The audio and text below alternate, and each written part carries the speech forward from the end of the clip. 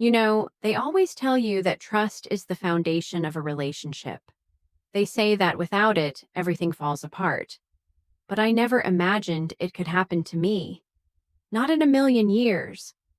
I thought I had everything. Love, security, stability. I thought I had a partner who was my rock.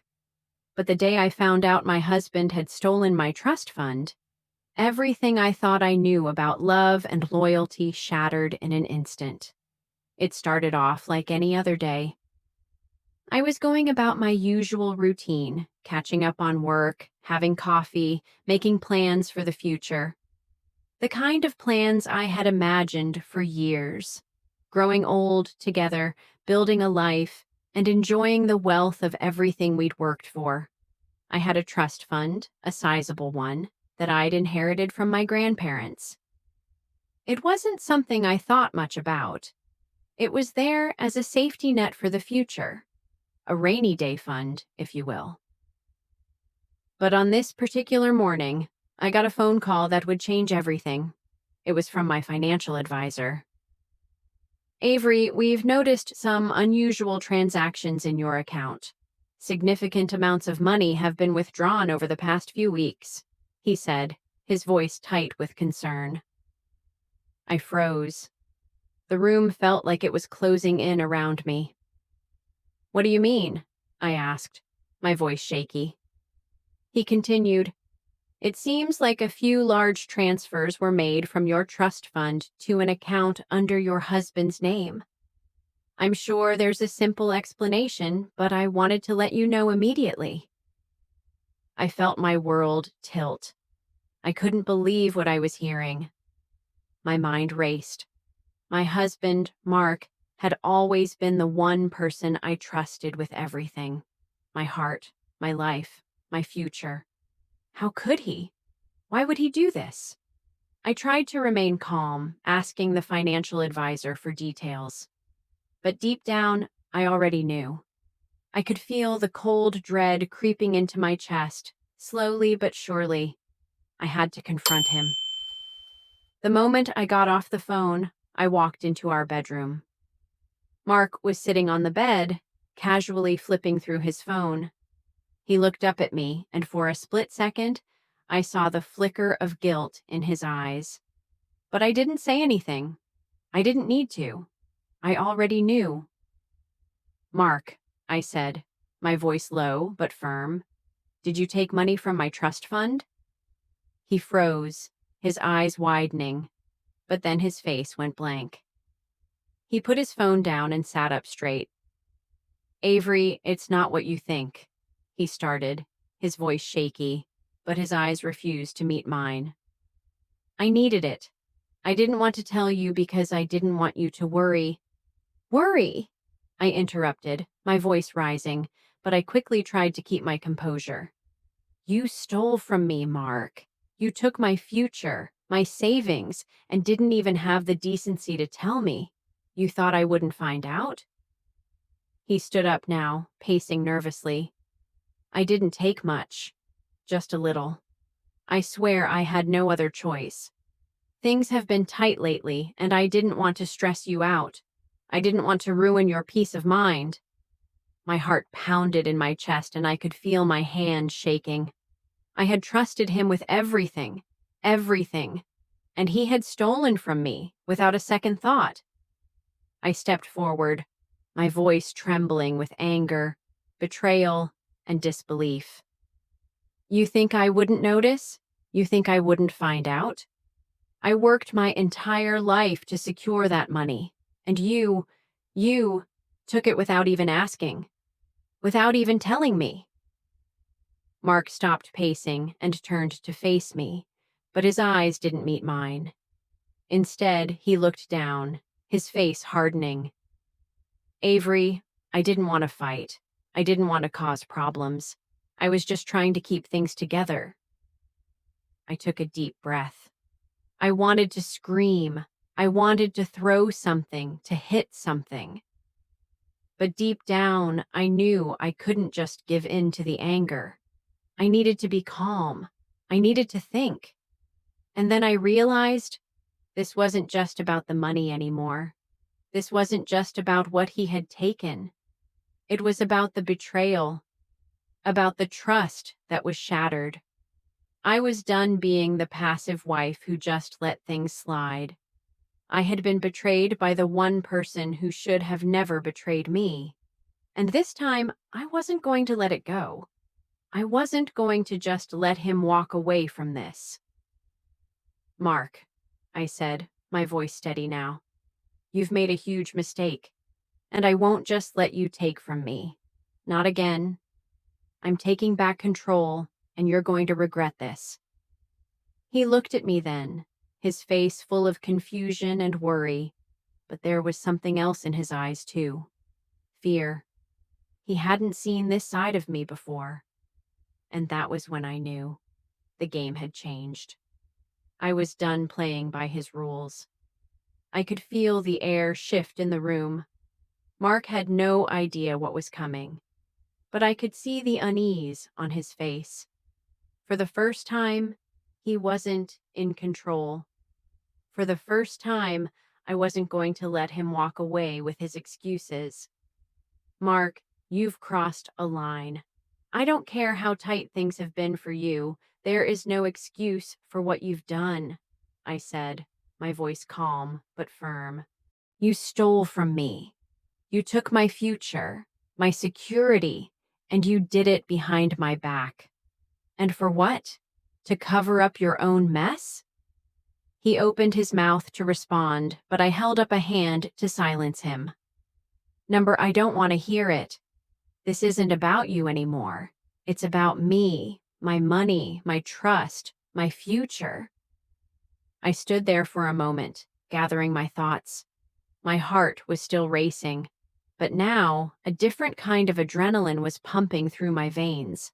I was angry, yes, but more than that, I was empowered. I had let Mark control me for too long. I had always put his needs first, always tried to fix his mistakes, always made excuses for him. But not anymore.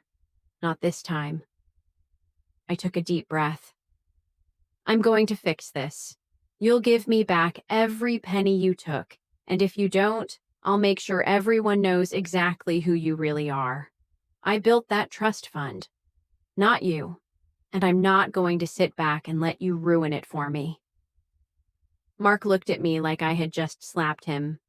His face was a mix of shock and disbelief. You wouldn't do that. You're my wife, Avery. We're in this together. No, I said, my voice ice cold. We were in this together, but not anymore. I don't know who you are anymore, Mark, and I'm done trying to fix this for you. I could see his mind racing, trying to come up with some way to convince me that everything would be okay, that I should just forgive him. But I wasn't going to let him off that easy. I had given him every chance to be honest with me. I had stood by him through thick and thin, even when I knew something was wrong. But this was too much. It was a betrayal of the highest order. I'm giving you until the end of the week to transfer the full amount back into my account, I said, my eyes never leaving his. If you don't, I'll take legal action. I'll have your accounts frozen. I'll have the authorities involved. And I'll make sure everyone in your life knows exactly what you've done. Mark opened his mouth, but nothing came out. He was stunned. The man who had spent years controlling every aspect of our relationship, who had always manipulated me into believing that we were a team, was now at a loss for words. I'm not asking, Mark, I continued. This is my final demand. You're going to fix this. And if you don't, I'll make sure the world knows who you really are. I watched as the realization slowly sank in. He knew I wasn't bluffing. I had no intention of letting him get away with this. And the best part? I wasn't doing it for revenge. I wasn't doing it to hurt him.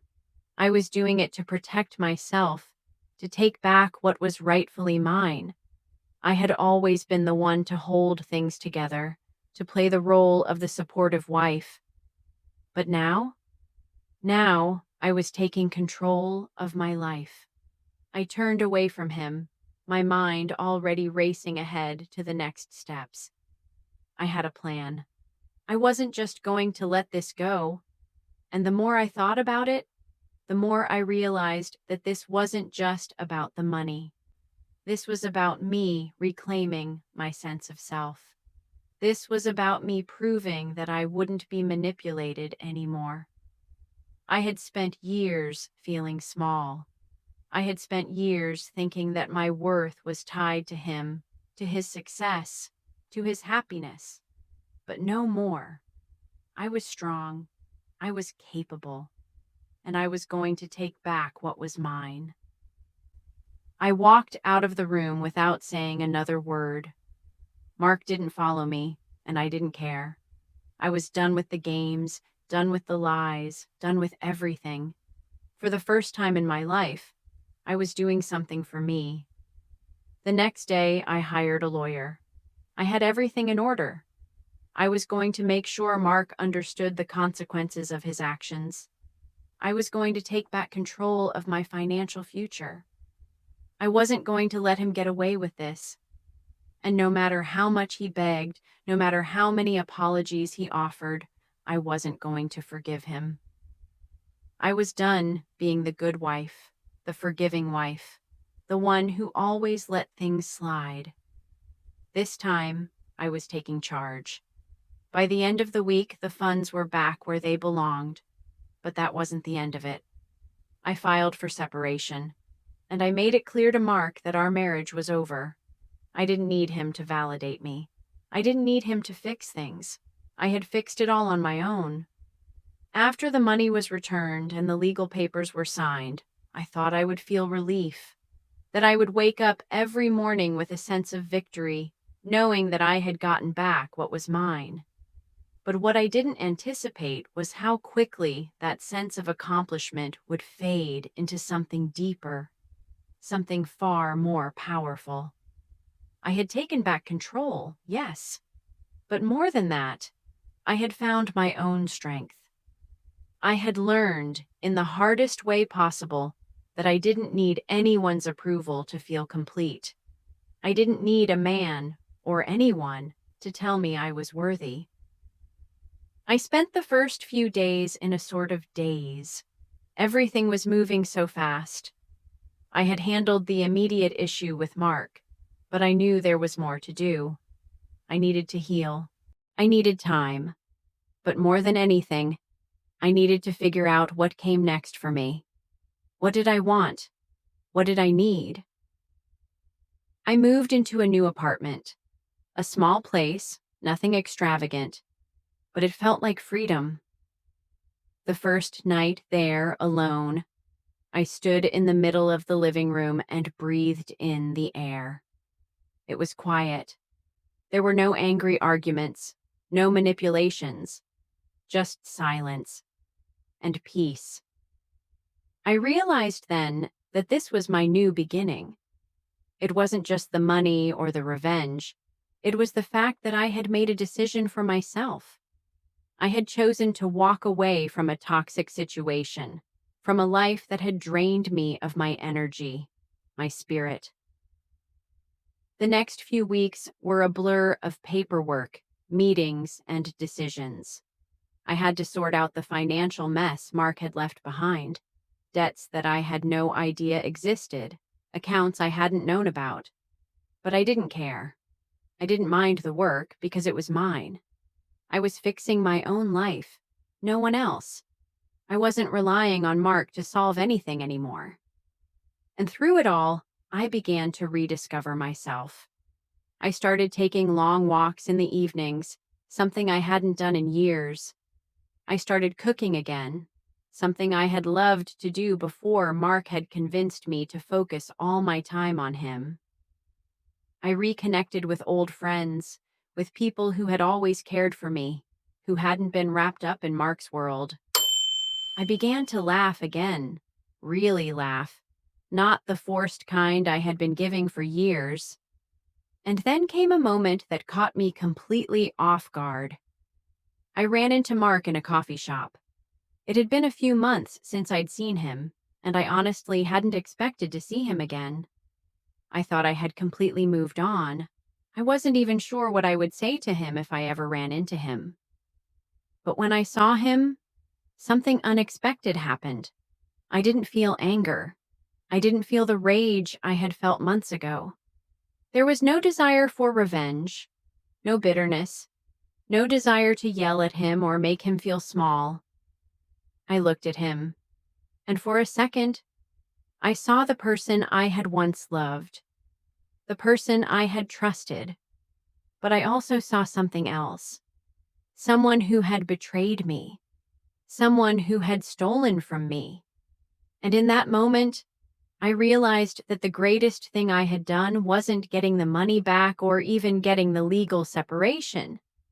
It was letting go of him. I didn't want him in my life anymore. Not as a friend, not as a partner, not even as a person I felt sorry for. He had shown me who he was, and I had learned the most important lesson of all. I was stronger without him. "Hi," he said, looking awkward and unsure of what to say. "Avery, it's good to see you. I've been thinking a lot about you, about what I did, and I cut him off, my voice calm but unwavering. "Mark, stop. I'm not interested in your apologies. You've had enough chances. You broke my trust, and no amount of words will fix that. I've moved on. It's over." He looked like he wanted to argue, to make excuses, but I stood firm. I had nothing left to say. The truth was, I had nothing left for him. I had given him everything, and he had taken it all and left me with nothing but pain. But I had rebuilt myself. I had taken back control, and I wasn't going to let him try and worm his way back into my life. "I hope you find what you're looking for, Mark," I said, turning to walk away. "But I'm done here." I left the coffee shop feeling lighter, as if a weight had been lifted from my shoulders. I had faced him, and I had let him go. And for the first time in years, I felt free. That moment was a turning point. I realized that my true power came not from seeking revenge, not from making him pay, but from walking away and choosing to heal, from letting go of the past and focusing on the future. I didn't need him to make me feel whole. I didn't need him to tell me I was enough. I was already enough. I was already whole. And that was the moment I knew I had won. It wasn't easy, not by any means. After everything that had happened, the road to rebuilding my life felt long and uncertain. But with each passing day, I grew stronger, more confident. I was starting to see the world differently. I was starting to see myself differently. The first few weeks after my separation from Mark felt like a blur. I was dealing with the immediate aftermath, the shock of what had happened, the legal separation, the painful reminders of the life I had built with him. But I had something now that I hadn't had in years: control. I wasn't relying on anyone else to make decisions for me anymore. I wasn't waiting for someone to make me feel important. I had learned that the most important thing in my life was me. That might sound selfish, but it was the first lesson I needed to learn. And it wasn't just about independence, it was about self-respect. I spent days working through my emotions, sorting through the wreckage Mark had left behind, but I didn't shy away from the pain. I didn't suppress it. I let myself feel everything, from the anger to the sadness, the frustration, the betrayal. I let myself mourn the loss of the life I had thought I would have. But I didn't let myself get stuck there. I had been stuck for far too long, and I wasn't going to let myself fall into that pit again. I hired a personal trainer to help me get back into shape. I wasn't doing it for anyone else. I was doing it for me. to feel strong, to feel powerful in my own body. I had spent years neglecting myself, putting everything else above my own well-being. Now I was reclaiming that time for myself. It wasn't just physical strength I was building, it was mental strength. As I started to feel stronger physically, I began to focus more on my career. I had always been passionate about my work, but after everything that had happened with Mark, I realized I had allowed it to take a back seat. I had been so focused on building a life with him, on taking care of his needs, that I had neglected my own ambitions. Now it was time to put myself first. I launched a new project at work, something I had always wanted to do but never had the chance to fully pursue. The initial steps were terrifying. I doubted myself. I worried that I wasn't good enough, that I wasn't capable of handling the stress of it all. But I kept going. I reminded myself every day that I was stronger than I thought, that the strength I had built in the wake of my separation wasn't just physical, it was internal. And you know what? It paid off. I started seeing success, small victories at first, a successful presentation, a new client, a piece of recognition from my boss.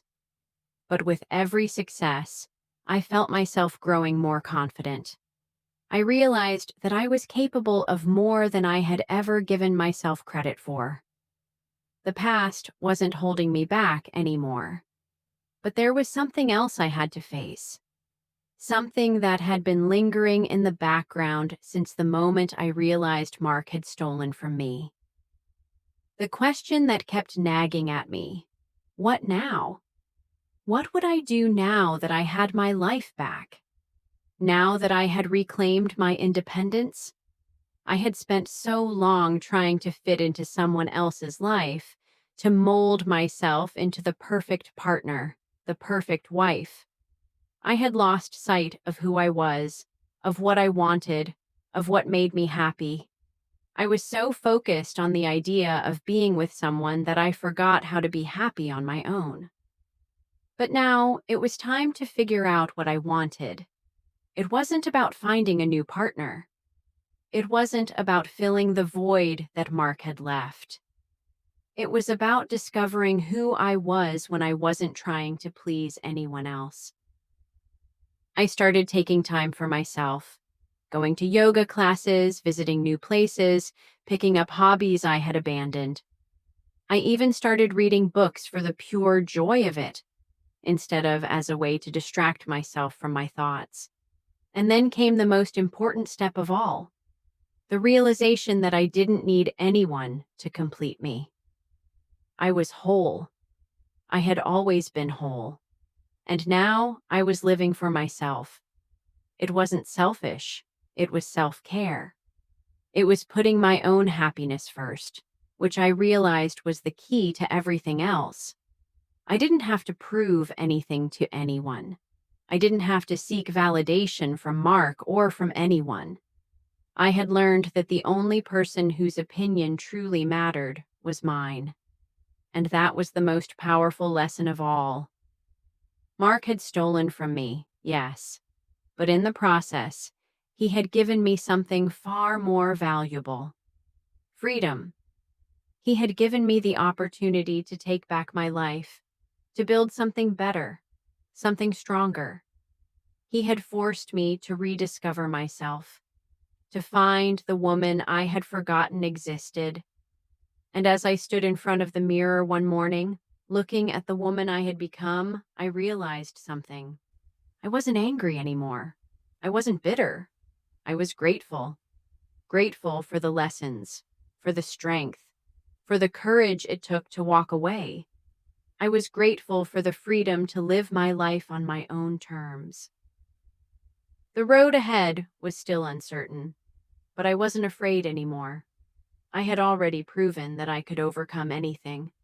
And I knew one thing for sure: my future was mine, and it was bright. The world outside my window seemed brighter now. There was a sense of calm that had settled over my life in the months since I made the decision to walk away from everything that once held me back. I had always seen my future through the lens of the relationship I had with Mark, the life we were building together. But now I was beginning to see it through my own eyes.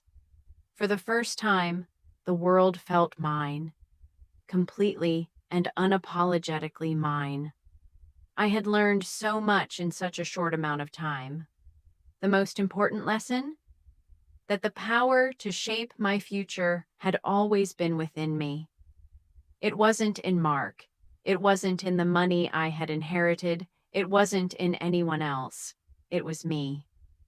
I had allowed others to define my worth, but I was done with that. I was reclaiming my power, my happiness, and my life. I began to focus more on my business. I let myself mourn the loss of the life I had thought I would have. But I didn't let myself get stuck there. I had been stuck for far too long, and I wasn't going to let myself fall into that pit again.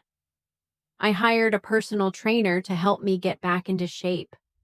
I wasn't doing it for anyone else. I was doing it for me. To feel strong, to feel powerful in my own body.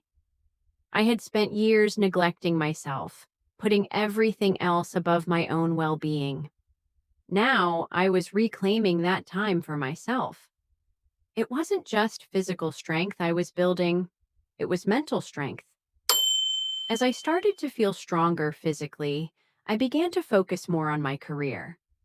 I had always been passionate about my work, but after everything that had happened with Mark, I realized I had allowed it to take a back seat. I had been so focused on building a life with him, on taking care of his needs, that I had neglected my own ambitions. Now it was time to put myself first. I launched a new project at work, something I had always wanted to do but never had the chance to fully pursue. The initial steps were terrifying. I doubted myself. I worried that I wasn't good enough, that I wasn't capable of handling the stress of it all. But I kept going.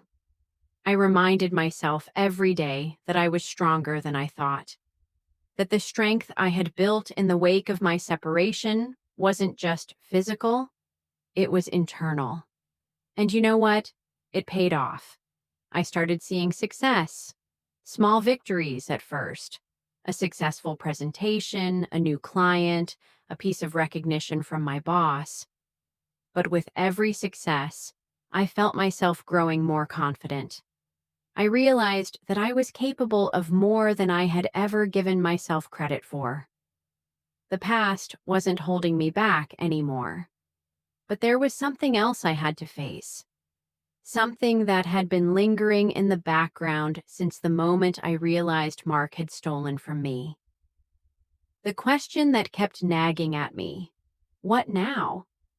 What would I do now that I had my life back? Now that I had reclaimed my independence? I had spent so long trying to fit into someone else's life, to mold myself into the perfect partner, the perfect wife. I had lost sight of who I was, of what I wanted, of what made me happy. I was so focused on the idea of being with someone that I forgot how to be happy on my own. But now it was time to figure out what I wanted. It wasn't about finding a new partner. It wasn't about filling the void that Mark had left.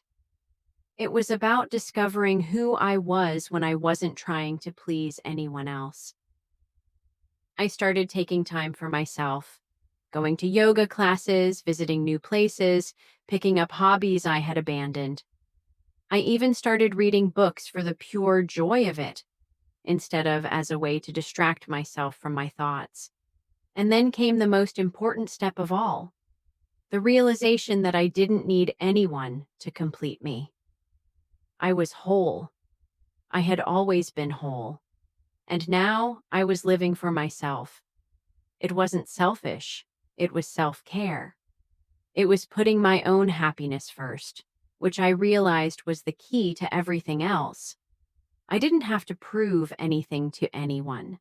I didn't have to seek validation from Mark or from anyone. I had learned that the only person whose opinion truly mattered was mine. And that was the most powerful lesson of all. Mark had stolen from me, yes, but in the process, he had given me something far more valuable: freedom. He had given me the opportunity to take back my life, to build something better, something stronger. He had forced me to rediscover myself, to find the woman I had forgotten existed.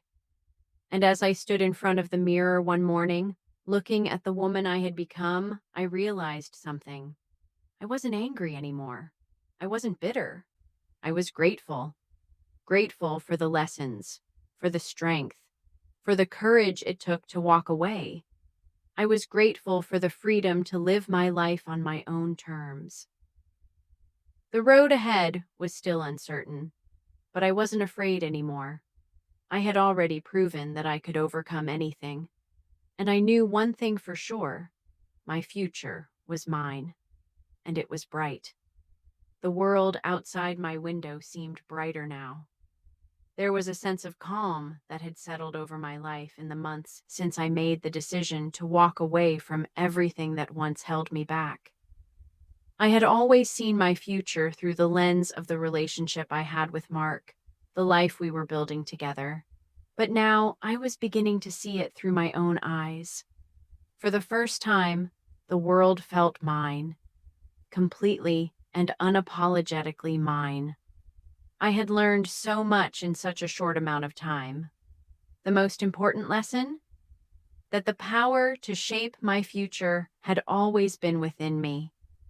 It wasn't in Mark. It wasn't in the money I had inherited. It wasn't in anyone else. It was me. I had allowed others to define my worth, but I was done with that. I was reclaiming my power, my happiness, and my life. I began to focus more on my business. But life has a way of throwing unexpected challenges your way. And just when I thought everything was falling into place, another curveball came my way. It was something I didn't see coming, but then again, I never thought I'd end up in this position in the first place.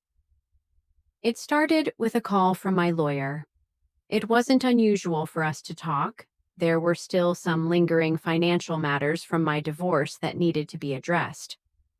But this call was different. I could hear the concern in her voice before she even spoke. "Avery, I need to talk to you about something," she said, her tone serious. "We've received some concerning information regarding Mark's actions after the divorce. I know you're focused on moving forward, but I need to let you know what we've discovered." My stomach dropped. Mark? After all this time? I thought I was done with him.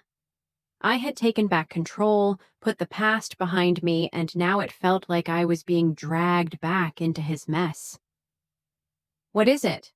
I asked, trying to stay calm, even though I could feel my heart racing. "Mark's been siphoning money from several accounts that are connected to your trust fund. These are accounts you didn't know about, and it looks like he's been doing this for months. We've traced some of the transfers, and they don't seem to be stopping." I froze. I had spent months trying to move on, and now it felt like everything I had worked for was crumbling beneath me again. He had lied.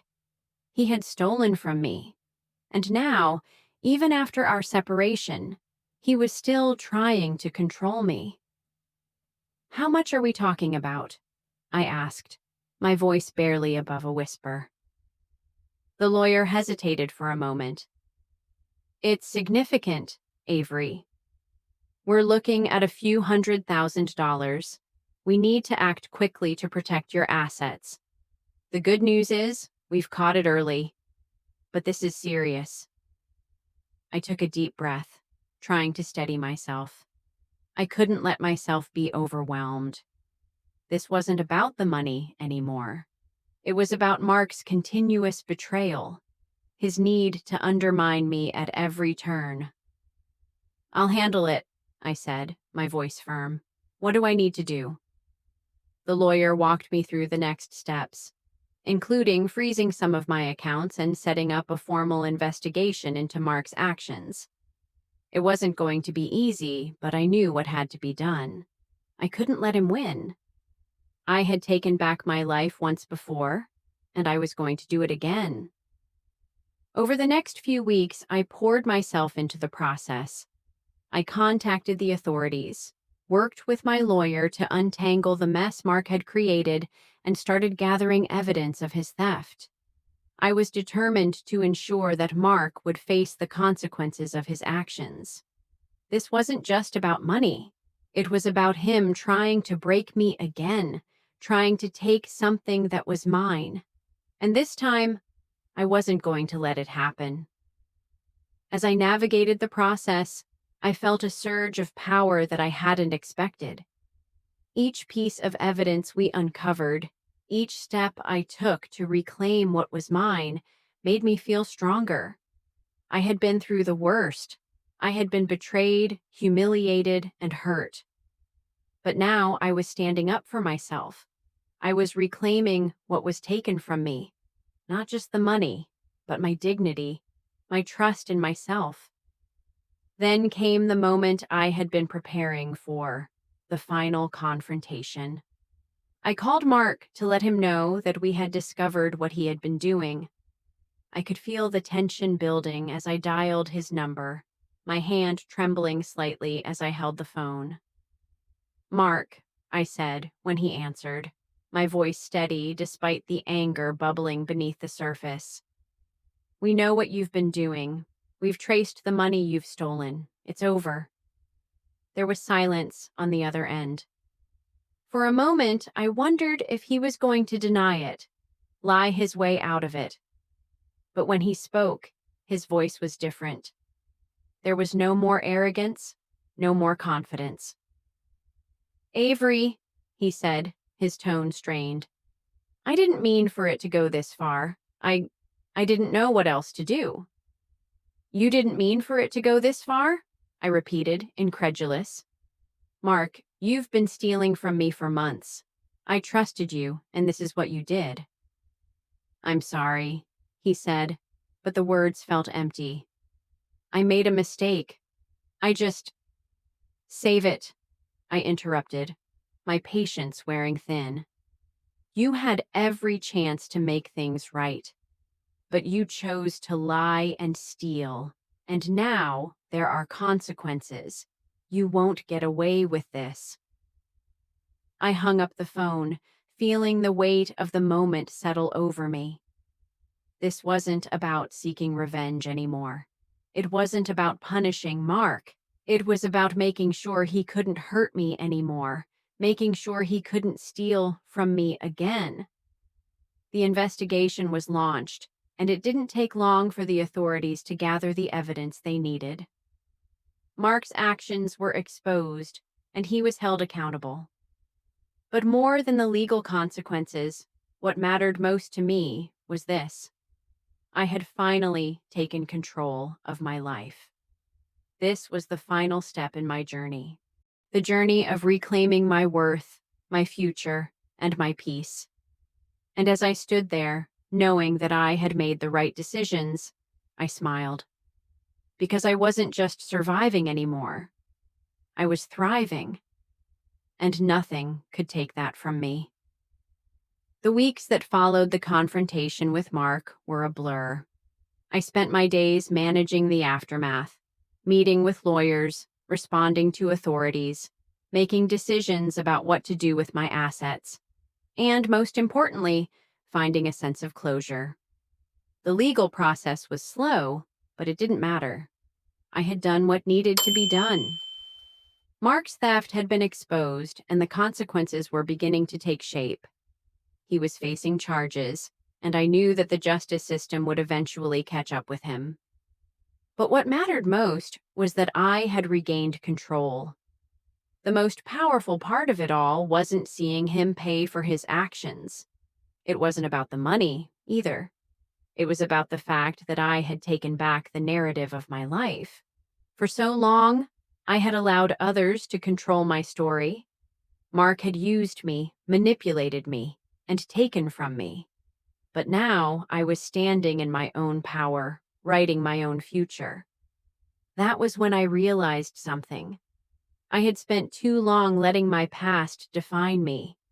I had spent too long allowing the mistakes, the betrayals, and the heartbreaks to hold me back. But now I was the one in control, and I was ready to embrace the freedom that came with letting go of all that weighed me down. I spent the next few weeks reconnecting with people who mattered. I reached out to old friends, those who had stuck by me through thick and thin, and began to rebuild the connections I had neglected. It wasn't easy. There were moments of doubt, times when I questioned whether I had done the right thing, whether I was moving forward in the right direction. But every time I found myself questioning my choices, I reminded myself of the lessons I had learned. I wasn't afraid of being alone anymore. In fact, I relished it. For the first time, I wasn't dependent on anyone to make me feel whole. I was whole, just as I was. I didn't need a man or anyone else to define my worth. The only person who could do that was me.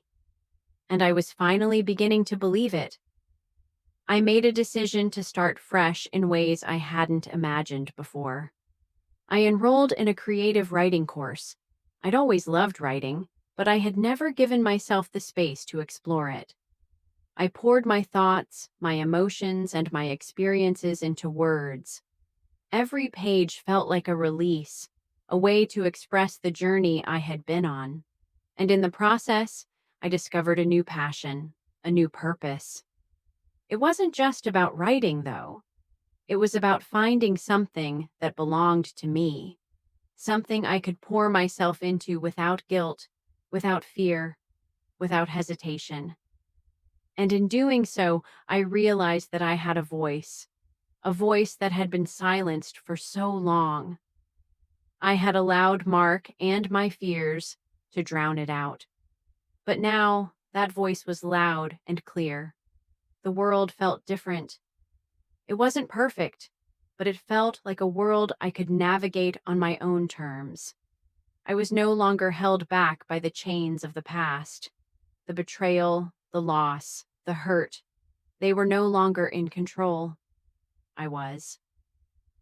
One afternoon, I sat in my new apartment, sipping coffee and reflecting on how far I had come. It had been months since Mark had stolen from me, and in that time I had done the hardest thing of all. I had let go. I had forgiven myself for trusting the wrong person. I had forgiven myself for allowing my life to be dictated by someone else's actions. But most of all, I had forgiven myself for thinking I wasn't enough on my own. As I looked out the window, I smiled. I had faced my fears. I had walked through fire and come out the other side stronger, and I was proud of the woman I had become. There was no going back now. I had built a new life, a life that was entirely my own, and I wasn't about to let anyone take that from me. That night, I went out for dinner with Sarah. We talked for hours, laughing about everything and nothing. I felt a warmth in my chest, a feeling I hadn't experienced in a long time. This wasn't about the past anymore. It wasn't about the man who had broken me. It was about the woman who had been reborn from the ashes. And I had no intention of letting anyone dim that light. The next day, I went to a local cafe to meet a potential client.